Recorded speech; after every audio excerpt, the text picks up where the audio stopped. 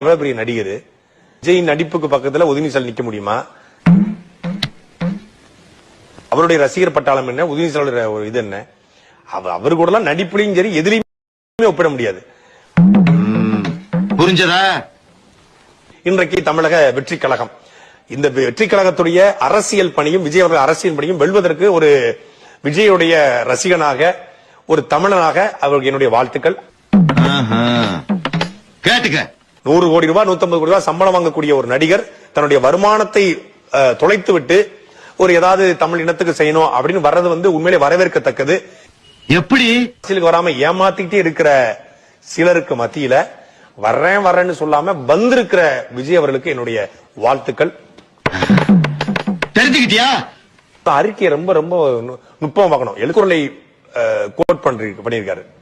அதே போல என்னுடைய முன்னோர்கள் செய்த அரசியல் பாடம் கற்றுக்கொண்டுங்கிற வார்த்தையை பதிவு செய்யறாரு. எண்ணி துணிக கருமம் அப்படிங்கிறாரு. பிறப்புக்கும் எல்லா உயிருக்குங்கிறாரு.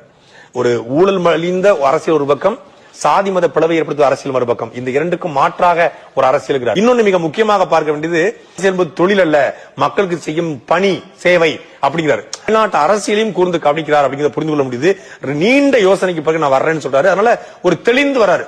நான் குழப்பிட்டு தான் போவேன் அப்படின்னு வரல அவரு.